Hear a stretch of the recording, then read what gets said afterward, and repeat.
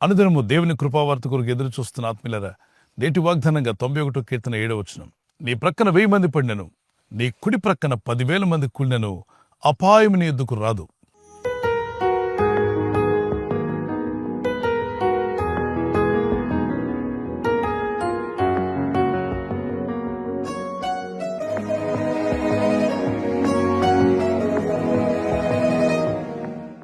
కొన్ని పరిస్థితులు మనం గమనిస్తున్నప్పుడు మీ పక్కన 1000 మంది పడిపోయినా, అంటే వారి జీవితాలు ఇబ్బందులు పాలై, శ్రమలు పాలై, దుఃఖంలో ఉన్నట్లయితే, అదే బాధ నీకు కూడా వస్తుందని, అదే శ్రమ నీ ఇంటికి కూడా వస్తుందని భయపడకు.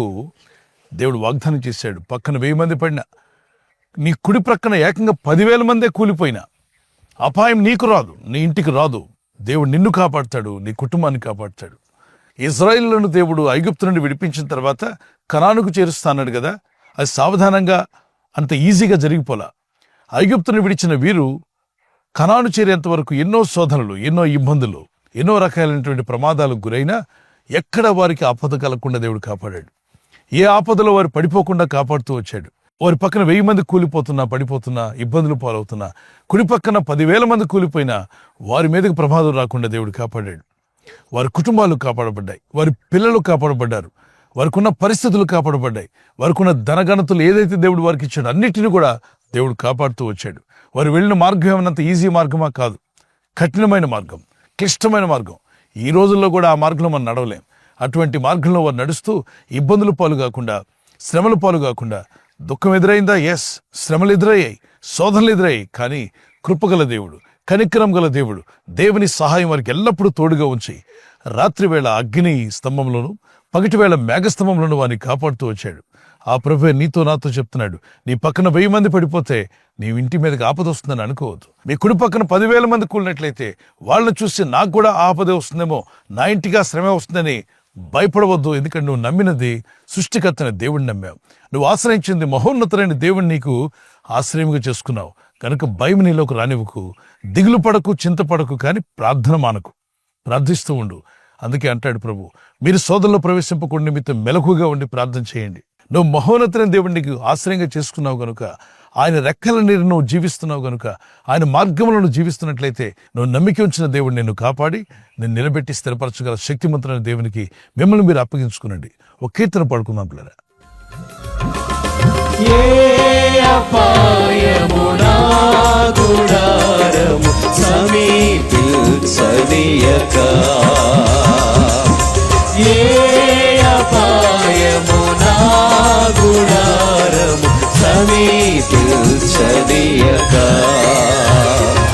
నా మార్గములన్నిటిలో నీవే ఆశ్రయమైనందునా, నా మార్గములన్నిటిలో నీవే ఆశ్రయమైనందునా, కృపామయుడా నీలోనా, కృపామయుడా నీలోన నివసింపజేసినందునా, ఇదిగో నా స్తుతుల సింహాసనం, నీలో నివసింపజేసినందునా, ఇదిగో నా స్తుతుల సింహాసనం, కృపామయుడా. ఒక చిన్న ఎగ్జాంపుల్. ఒకప్పుడు ఒక అతను హాస్పిటల్కి వెళ్ళాడు. అతనికి ఆపరేషన్ అంటే చాలా భయం. కానీ స్టమక్లో ఏదో ప్రాబ్లం ఉందని డాక్టర్స్ చెప్పారు, ఖచ్చితంగా ఆపరేషన్ చేయాల్సిందే అని. సరే, ఆపరేషన్కి ఆయన ఒప్పుకున్నాడు. ఎనస్థీషియా, మత్తు ఇంజెక్షన్ ఇచ్చి అతనికి ఆపరేషన్ చేశారు. ఆపరేషన్ అయి బయటికి రాగానే మత్తు వదిలిపోయింది. కళ్ళు తెరిచాడు. చుట్టూ ఉన్న ఫ్రెండ్స్ని అందరిని చూసి, అమ్మయ్యా ఏంటి ఆపరేషన్ అయిపోయిందా అన్నాడు. ఎస్ అయిపోయింది. అంతేనా? చాలా త్వరగా అయిపోయింది. అవును, అరగంటలో చేశారు నీకు ఆపరేషన్ అన్నప్పుడు చాలా సంతోషపడ్డాడు. ఆ సంతోషంతో ఉన్నటువంటి వ్యక్తి, ఈ ఫ్రెండ్స్ అంతా వెళ్ళిపోయారు. కాసేపు తర్వాత ఎడమవైపున ఒక బెడ్ మీద, కుడివైపున బెడ్ మీద ఉన్నటువంటి పేషెంట్లను చూశాడు. చూసి ఇతను సంతోషంగా ఉంటే ఆ పక్కనున్న ఆయన అన్నాడు, ఏంటంత ఆనందంగా ఉన్నావంటే, నాకు ఆపరేషన్ అంటే చాలా భయం, కానీ ఆపరేషన్ సక్సెస్ఫుల్గా అయిపోయింది, చాలా ఆనందంగా ఉన్నాను, అందుకే నేను చాలా సంతోషంగా ఉన్నాను, ఆపరేషన్ అయిపోయింది అని ఆనందంగా ఉన్నా అని చెప్పాడు. ఆ ఎడమవైపున ఆయన ఏమన్నాడంటే, బాబు అంత సంతోషపడినక్కర్లా అన్నాడు. ఎందుకు అంటే నాకు కూడా 2 వారాల క్రితం ఆపరేషన్ అయిందా, అయితే మళ్ళీ ఎందుకు వచ్చావు? అదే ఆపరేషన్ చేసి కుట్లేసే ముందు లోపల కత్తి వదిలేశారంట. అవునా? మళ్ళా నొప్పి విపరీతంగా వస్తే ఏంటో అని స్కాన్ చేస్తే లోపల కడుపులో ఆ ఆపరేషన్ చేసే కంగారులో ఏం వదిలేశారు? సిజర్ వదిలేశారని.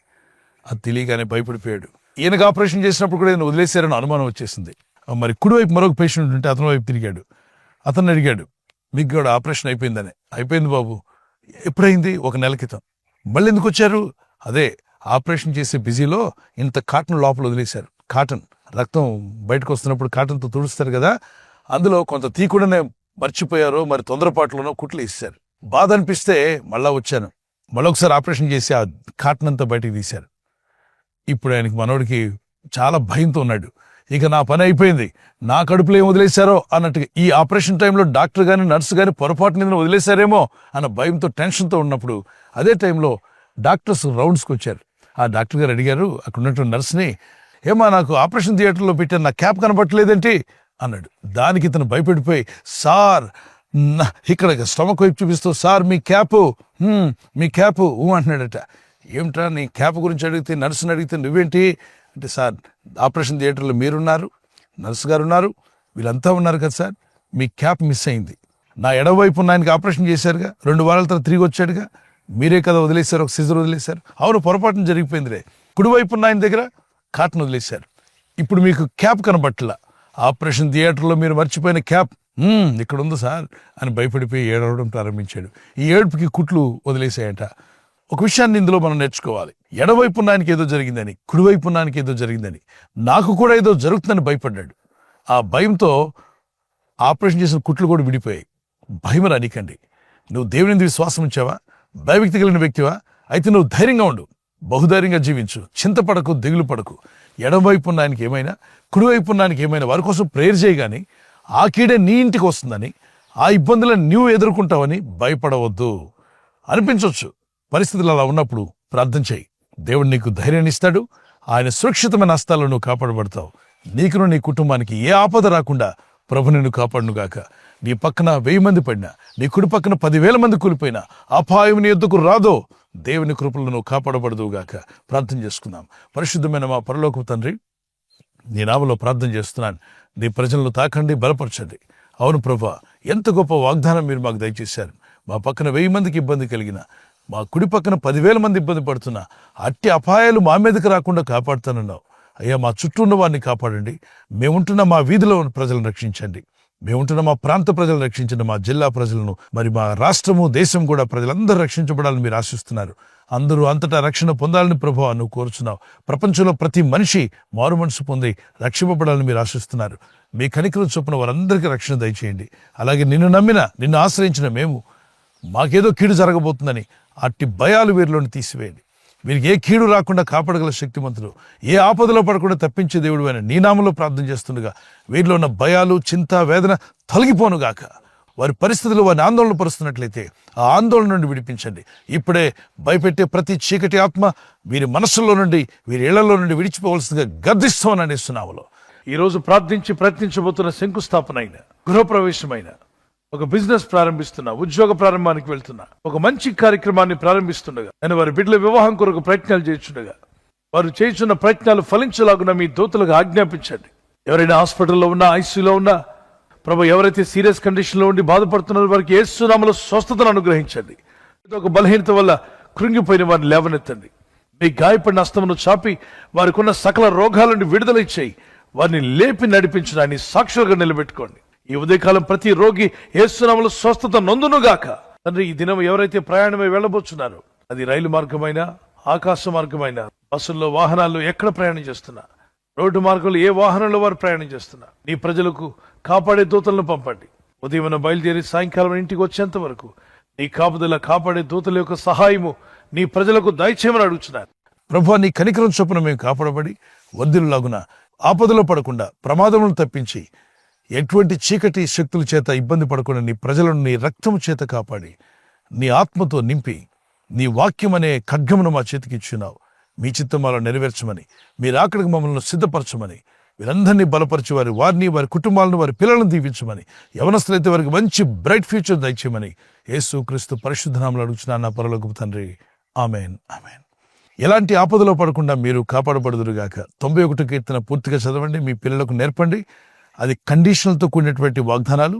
ఆయన్ని ఆశ్రయించినట్లయితే, ఆయనకి లోబడినట్లయితే, ఆయన రెక్కల నిండి మీరు జీవించడానికి ఇష్టపడితే అద్భుతమైన వాగ్దానాలు అందులో ఉన్నాయి. అవన్నీ మీ సొంతం చేసుకోండి. దేవుని కాపుదల మీకు ఉండునుగాక. ఈ వాగ్దానం విని మీతోనే ఉంచుకోకండి. వాగ్దానం విని నాకు ఆమెను చెప్పి మీ ఫ్రెండ్స్ స్నేహితులందరికీ షేర్ చేయండి. లైక్ చేయండి, షేర్ చేయండి. సబ్స్క్రైబ్ చేయని వారు తప్పక సబ్స్క్రైబ్ చేసి మీ ఫ్రెండ్స్ స్నేహితులందరితో కూడా చెప్పి చేయించండి. దానివల్ల అనేకులను ఓదార్చి బలపరచండి, దేవుని వాక్యాన్ని అందజేసిన వారు అవుతారు. అంతేకాకుండా ఆర్ఫనేజెస్కి ఈ ఛానల్స్ ప్రతిదినం వారికి ఆహారం అందిస్తున్నాయి. మనం సబ్స్క్రైబ్ చేయడం ద్వారా వారందరూ మేలు పొందే విధంగా మీరు ఆశీర్వాదకరంగా ఉండాలి నా ప్రార్థన. God bless you. ప్రభు మిమ్మల్ని దీవించునుగాక. క్రీస్తు యేసు యొక్క సమాధానం మీకు తోడే ఉండి నడిపించునుగాక. ఆమేన్.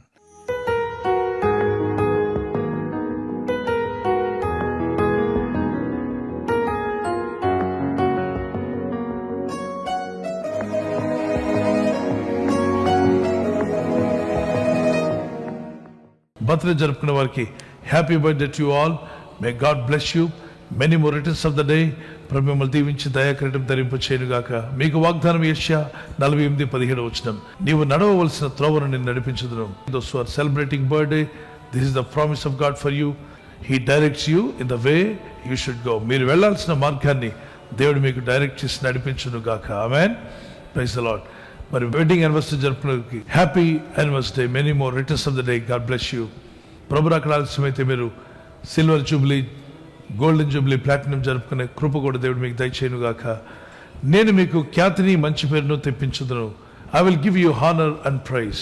జెఫన్యా 3:20 వచనం. ఈ వాగ్దానాన్ని బట్టి దంపతులని మిమ్మల్ని దేవుడు దీవించి ఒకరి పట్ల ఒకరు ప్రేమానురాగాలు పెరుగునట్లు, love and affection may increase between husband and wife. Nothing in the world can come with you but show your love and affection. They will never forget.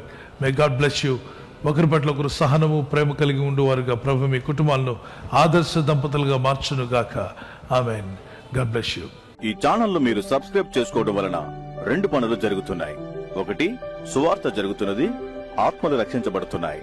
రెండవది, పేదలకు అనాథలకు ఈ ఛానల్ ద్వారా సహకారం అందించడం జరుగుతుంది. మనం సబ్స్క్రైబ్ చేసుకోవడం వలన అందరికీ సహాయం చేసిన వారమవుతున్నాం. ఖచ్చితంగా ఈ యూట్యూబ్ ఛానల్ ను సబ్స్క్రైబ్ చేసుకొని బెల్ బటన్ ను క్లిక్ చేయండి. మీకు వెంటనే మెసేజెస్ పంపబడతాయి.